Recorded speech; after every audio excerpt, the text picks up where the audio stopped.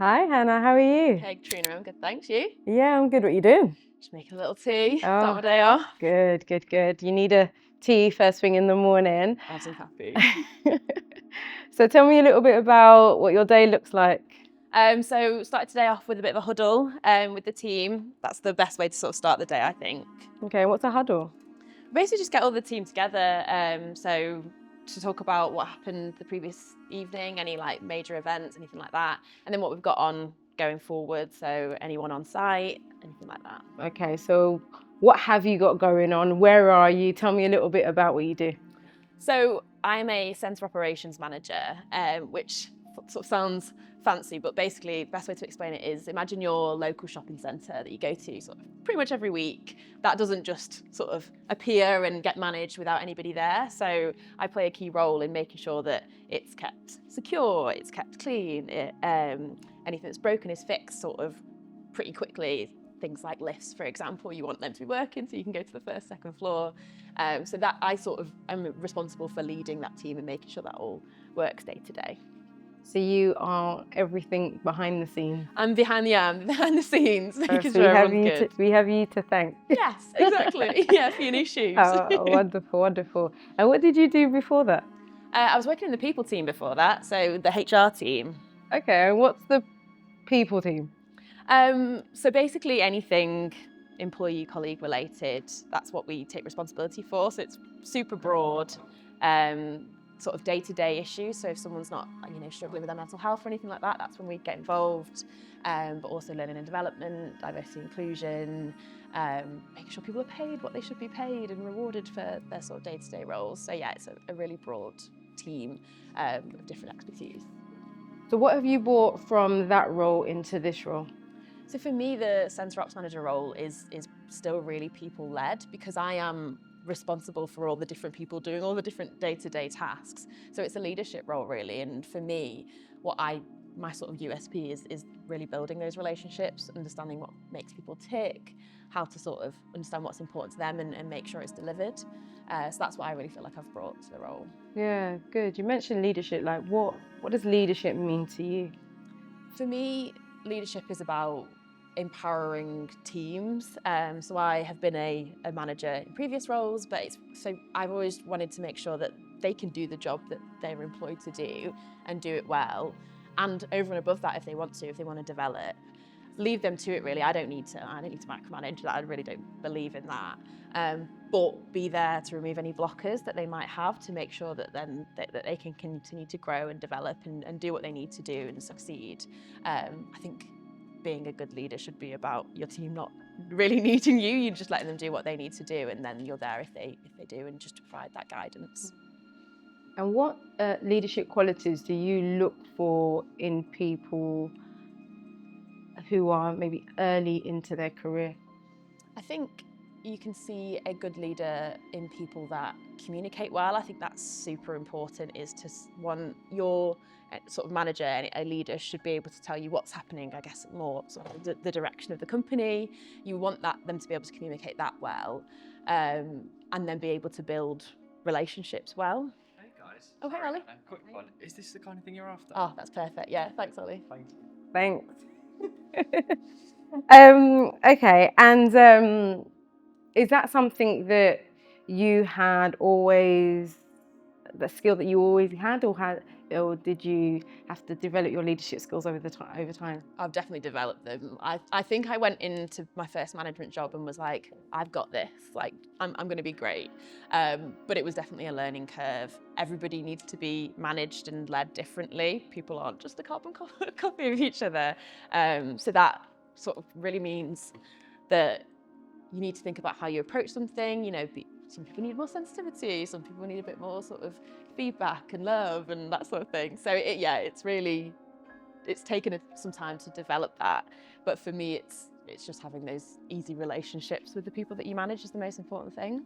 And what would you say has been the most difficult relationship that you've had to manage?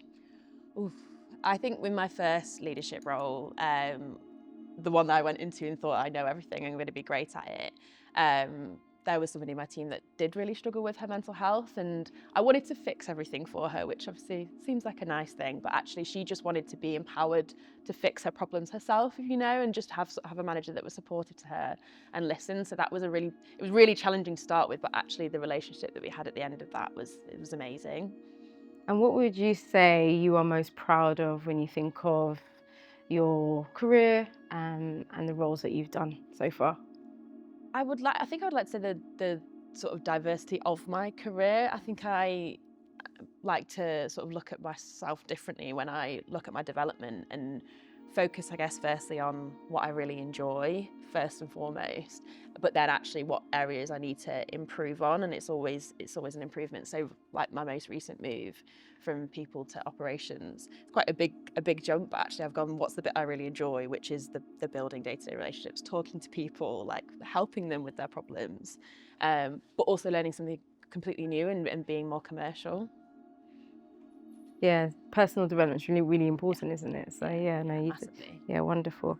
And if you were to prepare young people for the next 5 years in your industry, in your role, what would you say that they would need to develop?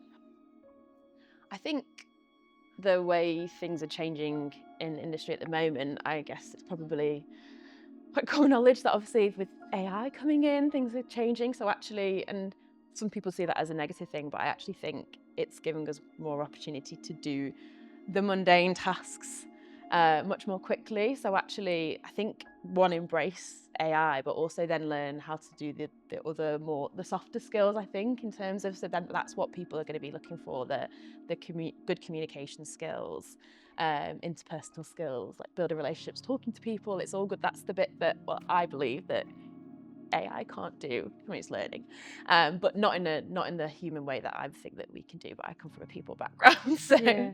And you mentioned soft skills, and I don't know why they call them soft skills. yeah, Like, they're what do hard. you think about that? Because they're not soft. No, they're not. They're not. And yeah, it's definitely interesting because I suppose they're soft in you depending on how you approach communication and things like that. But they're definitely difficult skills to master, I would say, and that's why I would suggest that that's where people could look at developing.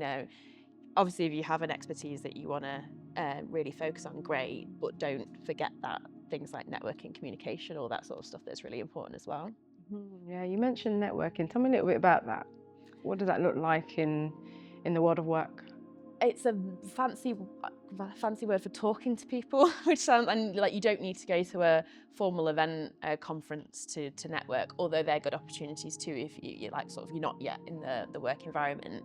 Find something interesting, go to an event on it, and you'll be sat next to people. It doesn't mean you have to stand in a big room and go over and talk to somebody.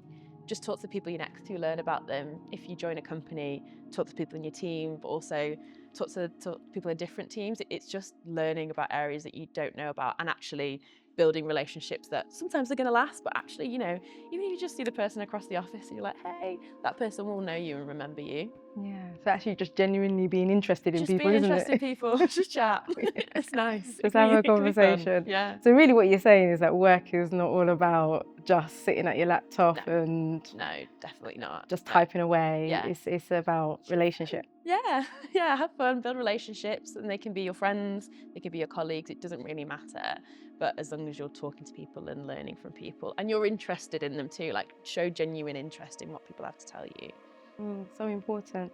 And what would you say if you had an opportunity to speak to your younger self? What would you say? What would you have said to the younger Hannah?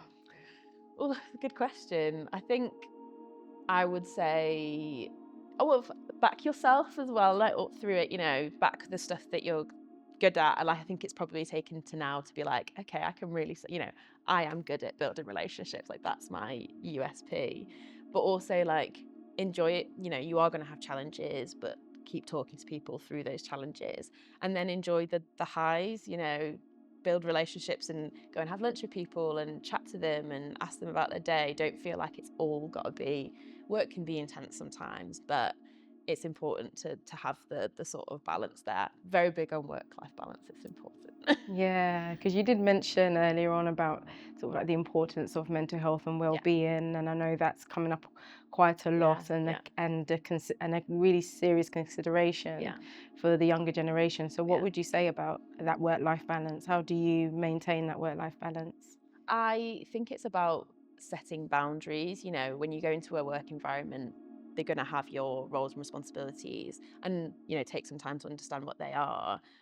And I sometimes there might be an occasion when you have to work later in an evening to get something done.